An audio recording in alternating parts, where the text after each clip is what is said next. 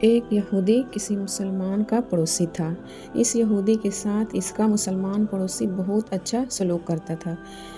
اس مسلمان کی یہ عادت تھی کہ وہ ہر تھوڑی دیر بعد یہ جملہ کہتا تھا: حضرت محمد صلی اللہ علیہ وسلم پر درود شریف بھیجنے سے ہر دعا قبول ہوتی ہے اور ہر حاجت اور ہر مراد پوری ہوتی ہے۔ جو کوئی بھی اس مسلمان سے ملتا وہ مسلمان اسے اپنا یہ جملہ ضرور سناتا، اور جو بھی اس کے ساتھ بیٹھتا اسے بھی ایک مجلس میں کئی بار یہ جملہ مکمل یقین سے سناتا تھا کہ حضرت محمد صلی اللہ علیہ وسلم پر درود شریف بھیجنے سے ہر دعا قبول ہوتی ہے اور ہر حاجت اور ہر مراد پوری ہوتی ہے۔ اس مسلمان کی یہ جملہ اس کے دل کا یقین تھا، توکل تھا اللہ پر۔ اس نے ایک سازش تیار کی مسلمان کو ذلیل و رسوا کیا جائے اور درود شریف کی تاثیر پر اس کے یقین کو کمزور کیا جائے اور اس سے یہ جملہ کہنے کی عادت چھڑوائی جائے۔ یہودی نے ایک سونار سے سونے کی ایک انگوٹھی بنوائی اور اسے تاکید کی کہ ایسی انگوٹھی بنائیں کہ اس جیسے انگوٹھی پہلے کسی کے لیے نہ بنائی ہو۔ سونار نے انگوٹھی بنا دی۔ وہ یہودی انگوٹھی لے کر مسلمان کے پاس آیا۔ حال احوال کے بعد مسلمان نے اپنا وہی جملہ، اپنی وہی دعوت دہرائی کہ حضرت محمد صلی اللہ علیہ وسلم پر درود شریف بھیجنے سے ہر دعا قبول ہوتی ہے، ہر حاجت اور ہر مراد پوری ہوتی ہے۔ یہودی نے دل میں کہا کہ اب بہت ہو گئی، بہت جلد یہ جملہ تم بھول جاؤ گے۔ کچھ دیر بات چیت کے بعد یہودی نے کہا: میں سفر پر جا رہا ہوں، میری ایک قیمتی انگوٹھی ہے اور آپ کے پاس امانت رکھ کر جانا چاہتا ہوں، واپس پر آپ سے لے لوں گا۔ مسلمان نے کہا: کوئی مسئلہ نہیں، آپ بے فکر ہو کر انگوٹھی میرے پاس چھوڑ جائیں۔ یہودی نے وہ انگوٹھی مسلمان کے حوالے کی اور اندازہ لگا لیا کہ مسلمان نے وہ انگوٹھی کہاں رکھی ہے۔ رات کو وہ چھپ کر اس مسلمان کے گھر کودا اور بالآخر انگوٹھی تلاش کر لی اور اپنے ساتھ لے گیا۔ اگلے دن وہ سمندر پر گیا اور ایک کشتی پر بیٹھ کر سمندر کی گہری جگہ پہنچا اور وہاں وہ انگوٹھی پھینک دی اور پھر اپنے سفر پر روانہ ہو گیا۔ اس کا خیال تھا کہ جب وہ واپس آؤں گا اور اس مسلمان سے اپنی انگوٹھی مانگوں گا تو وہ نہیں دے سکے گا، تب میں اس پر چوری اور خیانت کا الزام لگا کر خوب چیخوں گا اور ہر جگہ اسے بدنام کروں گا۔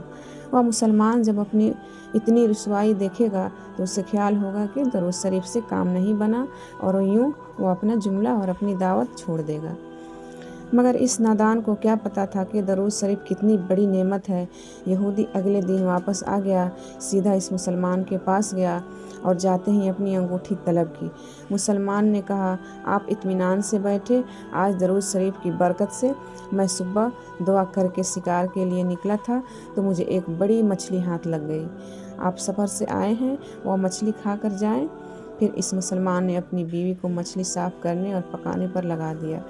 اچانک اس کی بیوی زور سے چیخی اور اسے بلایا۔ وہ بھاگ کر گیا تو بیوی نے بتایا کہ مچھلی کے پیٹ سے سونے کی انگوٹھی نکلی ہے اور یہ بالکل ویسی ہے جیسے ہم نے اپنے یہودی پڑوسی کے انگوٹھی امانت رکھی تھی۔ وہ مسلمان جلدی سے اس جگہ گیا جہاں اس نے یہودی کی انگوٹھی رکھی تھی۔